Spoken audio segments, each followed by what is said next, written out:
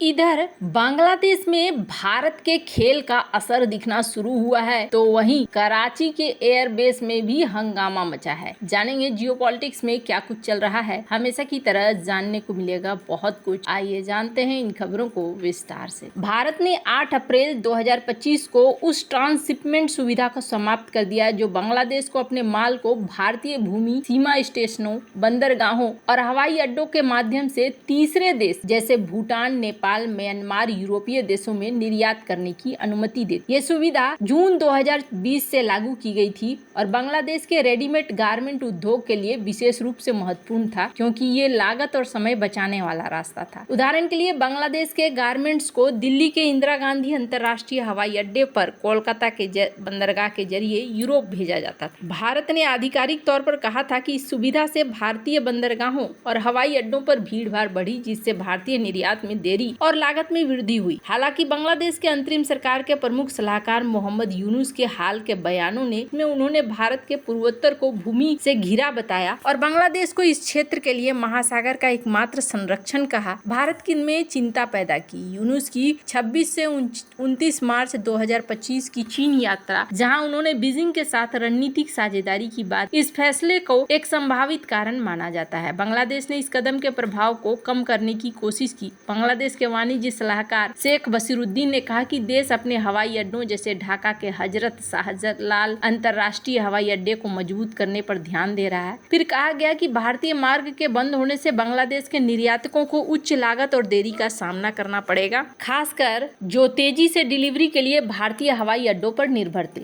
बांग्लादेश की सरकार का दावा है कि प्रभाव सीमित होगा क्योंकि देश मुख्य रूप से प्रत्यक्ष शिपिंग पर निर्भर है, लेकिन निर्यातक चिंतित है। भारत और बांग्लादेश के बीच व्यापारिक संबंध दशकों पुराने हैं और इनमें सहयोग के साथ साथ तनाव भी रहा है। बांग्लादेश का आरएमजी उद्योग जो वैश्विक स्तर पर दूसरा सबसे बड़ा है, भारत से कच्चे माल और लॉजिस्टिक समर्थन पर निर्भर करता है। भारत ने पिछले 2 दशकों से बांग्लादेशी सामानों, शराब, सिगरेट को छोड़कर अपने बाजार में शून्य टैरिफ पहुंच दी है, जो दोनों देशों के बीच आर्थिक सहयोग का एक उदाहरण है। पेट्रापोल बेनापोल सीमा दक्षिण एशिया सबसे बड़ा भूमि बंदरगाह है, दोनों देशों के बीच व्यापार का प्रमुख केंद्र है। हालांकि व्यापारिक सहयोग भू राजनीतिक और कूटनीतिक गतिशीलता से प्रभावित होती है और यहाँ पर अब देखने को मिल रहा है भारत और बांग्लादेश के बीच में सहयोग इस तरीके से था कि बांग्लादेश की आजादी के बाद दोनों देशों ने अपनी अर्थव्यवस्था को मजबूत करने के लिए व्यापार को बढ़ावा देने की कोशिश करी। 1975 में शेख मुजीबुर रहमान की सरकार ने भारत के साथ एक व्यापार समझौते पर हस्ताक्षर किए जिसके तहत दोनों देशों ने एक दूसरे के सबसे पसंदीदा राष्ट्र का दर्जा दिया। इस समझौते ने जूट, चाय, कपड़ा जैसे प्रोडक्ट के व्यापार को बढ़ावा दिया जो उस समय बांग्लादेश की अर्थव्यवस्था के लिए महत्वपूर्ण थे। हालांकि 1975 में मुजीब की हत्या और सैन्य शासनों के सत्ता में आने के बाद ये समझौता पूरी तरह से प्रभावी नहीं हो सका। बांग्लादेश में राजनीतिक अस्थिरता और भारत के साथ संदेह ने व्यापार को सीमित कर दिया। फिर भी इस समझौते ने दोनों देशों के बीच व्यापारिक सहयोग की नींव रखी जो बाद में 1980 और 1990 के दशक में और मजबूत। आप भारत और बांग्लादेश की बात करें तो कोई भी देश बांग्लादेश का भारत से ज्यादा भला नहीं चाहता है, ये कहना था डॉक्टर एस जयशंकर। ट्रांसशिपमेंट सुविधा भारत की बांग्लादेश के प्रति आर्थिक उदारता का प्रतीक था जिसके तहत 15 महीनों में 462 मिलियन टन के गारमेंट्स निर्यात किए। लेकिन यूनुस के बयानों और बांग्लादेश की चीन के साथ निकटता ने इस सुविधा को बंद कर दिया है, खासकर पूर्वोत्तर की सुरक्षा को लेकर। आपके बांग्लादेश के ऊर्जा क्षेत्र की चुनौतियां भी अब बढ़ती जा रही हैं, वो भी देखने को मिल रहा है जो धीरे धीरे बांग्लादेश के लिए मुश्किल का काम कर रही है। हालांकि भारत के दोनों ही पड़ोसी इस वक्त बड़ी मुसीबत में हैं। दूसरा है कराची के पीएफ मसूर एयरबेस पर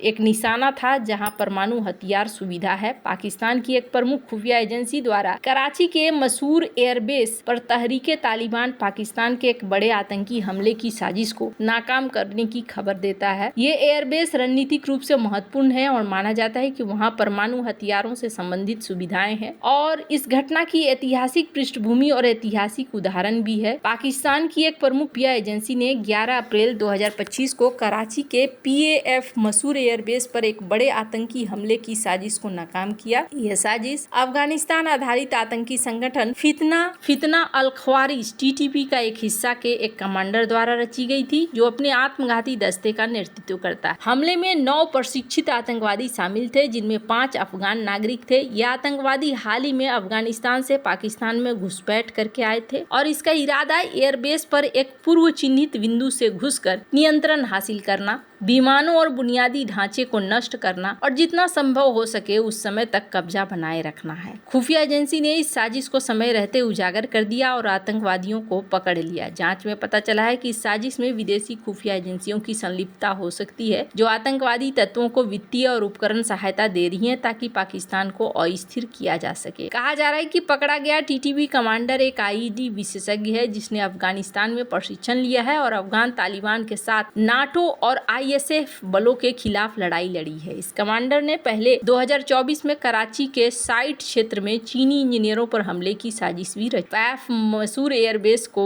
विशेष महत्व देता है क्योंकि ये पाकिस्तानी वायुसेना का एक प्रमुख केंद्र है और माना जाता है कि ये परमाणु हथियारों से संबंधित सुविधा है। इस तरह के हमले का नाकाम होना पाकिस्तान की सुरक्षा के लिए महत्वपूर्ण है, लेकिन ये क्षेत्रीय अस्थिरता और सीमा पर आतंकवाद की चुनौतियों को भी उजागर करता है। तहरीके तालिबान पाकिस्तान एक आतंकी संगठन है जो 2007 में विभिन्न कट्टरपंथी समूहों के गठजोड़ से बना है। इसका लक्ष्य पाकिस्तान में शरिया आधारित सरकार स्थापित करना है। पाक मसूर एयरबेस पर नाकाम हुए हमले की तुलना 22 मई 2011 को कराची के PNS मेहरान नौसैनिक अड्डे पर हुए आतंकी हमले से किया जा सकता है। इस हमले में तहरीके तालिबान पाकिस्तान और अलकायदा से जुड़े 15 से 20 हथियारबंद आतंकियों ने नौसैनिक अड्डे पर हमला किया, जो 16 घंटे तक चला। आतंकवादियों ने अड्डे पर घुसकर 2 PC-3C ओरियन समुद्री निगरानी विमान को नष्ट कर दिया, जो पाकिस्तान को अमेरिका से मिले थे। इस हमले में 10 सैन्य कर्मियों की मौत हुई, 15 घायल हुए, 4 आतंकवादी मारे गए जबकि अन्य भागने में सफल रहे। हमलावरों ने अड्डे की दीवार पर चढ़कर पीछे से प्रवेश किया और विमान हैंगर की ओर बढ़े, जिससे साफ था कि उनका लक्ष्य उच्च मूल्य के सैन्य उपकरणों को नष्ट करना था। इस हमले ने पाकिस्तान की सैन्य सुविधाओं की सुरक्षा पर सवाल उठाए और वैश्विक स्तर पर चिंता पैदा कर दी, खासकर परमाणु हथियारों की सुरक्षा को लेकर, क्योंकि कराची क्षेत्र में ऐसी सुविधाएं मौजूद है। PNS मेहरान हमला और मसूर एयरबेस की नाकाम साजिश दोनों ही TTP की रणनीति को दिखलाता है, जो पाकिस्तान की रणनीतिक संपत्तियों को निशाना बनाती। दोनों ही मामलों में आतंकवादी बाहरी समर्थन से आगे बढ़ते हुए भी यहाँ दिख रहे हैं। बांग्लादेश ने अतीत में भारत के साथ आतंकवाद विरोधी सहयोग किया। साल 2010 में उल्फा नेताओं को सौंपना, ट्रांसशिपमेंट का बंद होना बांग्लादेश के प्रति रणनीतिक प्रतिक्रिया थी, जो यूनुस के बयानों और चीन की निकटता से प्रेरित है। मसूर एयरबेस की घटना बतलाती है कि क्षेत्र में आतंकवाद एक साझा खतरा है। बांग्लादेश का RMG उद्योग, जैसा कि $462 मिलियन